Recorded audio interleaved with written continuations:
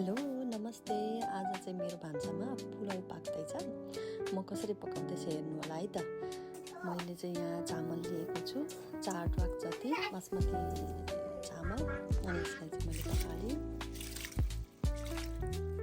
मजाले पखालेर राखेँ। अनि त्यसपछि मैले केही नट्सहरू लिएको छु, नट्स हालेको छु, मलाई एकदमै मनपर्छ। अनि 2टा तेजपत्ता पनि लिएको छु। अनि त्यसमा ल्वाङ मरिच, अनि यसमा चाहिँ मैले पानी तताएँ ताकि पानी तातो पानी हालेपछि मजाले पुरै पाक्छ भनेर। अनि यसरी काटेर राखेको मसलाहरू दिएँ। त्यसपछि मैले पकाउने हालिदिएँ।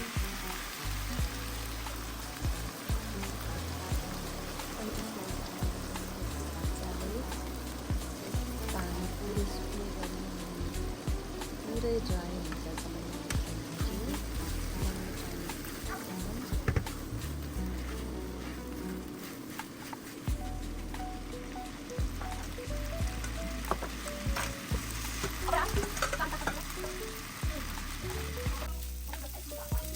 चलाइरहेको छु ताकि यसको नडरोस् भनेर। अब लगभग यो भइसक्यो। त्यस पछाडि मैले राइस कुकरमा हालिदिएँ।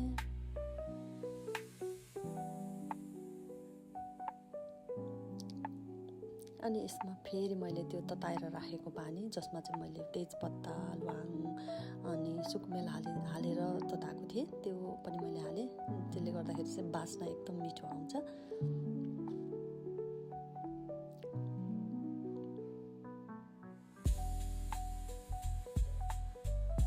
अनि यसमा थोरै नुन पनि हालेँ मैले, अनि थोरै चिनी पनि राखेछु।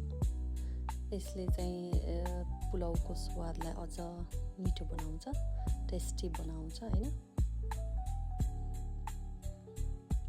त्यसपछि छोपिदिएँ। केही समय पछाडि यस्तो भएछ, पानी सबै सुक्यो। अनि हेर्दा फर्र भएको जस्तो देखिया छ। अनि केही समय अझै पनि भर्सिसकेको छैन, अझै केही समय राख्नुपर्ने हुन्छ।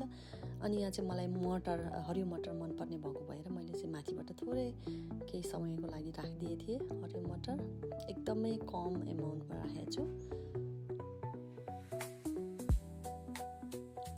अनि फेरि एकचोटि चलाएर यसलाई मजाले चलाएर चाहिँ फेरि छोपिदिएँ। लगभग यो पाकिसक्यो। हेर्नु है त कस्तो फर्र परेको पुलाउ पाएको छ। खाँदा पनि टेस्टी जस्तो देखिन्छ। खाएको छैन। यसरी मैले सर्भ गरेँ। अनि यसको साथसाथमा चाहिँ मैले टमाटरको अचार हैन, अनि राजमा ग्रेभी, चिकन अनि काउली पनि पकाएको थिएँ। त्यो चाहिँ पछि हाल्छु म भिडियो। अनि आजको खाना चाहिँ यस्तो भयो। Thank you.